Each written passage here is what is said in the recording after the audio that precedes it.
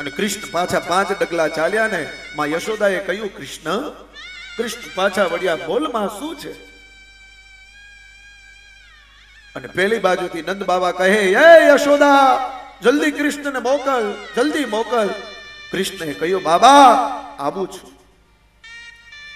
બોલ માં શું છે? યશોદાજીએ કહ્યું, બેટા એક વાત તને કહું, બોલને માં. તું જ્યારે નાનો હતો ને ત્યારે તે તોફાન કર્યા હતા, ત્યારે મેં તને ખાંડડિયા સાથે બાંધ્યો હતો, દામણાથી.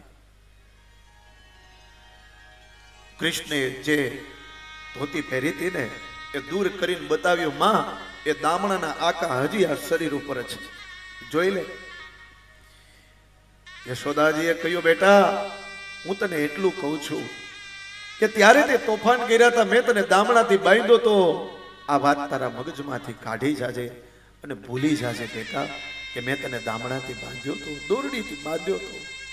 અને ત્યારે કૃષ્ણએ હસતા હસતા કહ્યું, હે માં યશોદા, આ જગતમાં આ કૃષ્ણને બાંધવા વાળો કોઈ જન્મોય નથી ને જન્મવાનો પણ નથી.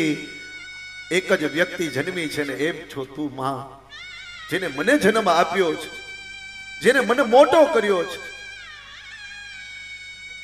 તો હે માં, આ વાત તો હું કોઈ દિવસ નહીં ભૂલું. આ વાત તો મને યાદ રહેશે કે આ જગતમાં મને મારી માં યશોદાએ બાંધ્યો છે, એટલે આ વાત હું ભૂલીશ નહીં.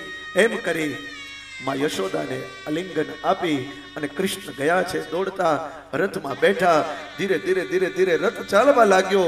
આ બાજુ યશોદા રોવે, આ બાજુ બધી ગોપીઓ રોવે છે.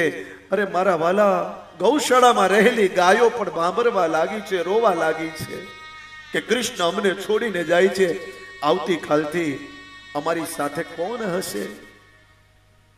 ધીરે ધીરે ધીરે ધીરે રથ આગળ વધવા લાગ્યો. કૃષ્ણએ કહ્યું, કાકા રથ ઉભો રાખો. રથ ઉભો રહ્યો. કૃષ્ણ નીચે ઉતર્યા અને વૃક્ષની પાસે ગયા. એ વૃક્ષની નીચે એક ગોપી બેઠી હતી અને એ ગોપીનું નામ છે રાધા. કૃષ્ણ ગયા રાધાની પાસે. રાધાને કહ્યું, રાધા તને ખબર છે હું મથુરા જાઉં છું? રાધાએ કહ્યું, હા મને ખબર છે. તો આ બધી ગોપીઓ રોકે છે, યશોદા રોકે છે. તને એકવાર પણ એમ ન થયું કે મારો પ્રીતમ, મારો પ્રેમી, મારો કૃષ્ણ મને મૂકીને મથુરા જાય છે, તો એકવાર તો રોકું, કદાચ મારું માને. અને ત્યારે રાધાએ હસતા હસતા જવાબ આપ્યો કે હે કૃષ્ણ, તું મારો જ છો અને મારો જ રહેવાનો છો. એ મને ખબર છે, પણ એ વાતની પણ મને ખબર છે કે જે કૃષ્ણ માં યશોદા ધ્રુસકે ધ્રુસકે આખી રાત રોઈ છે અને એ રોવાનું જોયું નથી, અને યશોદાને મૂકીને વયો જતો હોય ને તો એ કૃષ્ણ રાધાને મૂકીને તો વયો જ જાય. એ વાતની મને ખબર છે, એટલે મેં તને રોક્યો નથી કૃષ્ણ. કૃષ્ણે કહ્યું, ઠીક છે તો ચાલો હું જાઉં છું. રાધાએ કહ્યું, ઠીક છે જા, પણ કૃષ્ણ કદાચ તું મથુરા નરેશ બની જા ને, રાજા બની જા, તો તારી રાધાને કોઈ દિવસ ભૂલતો નહીં હો.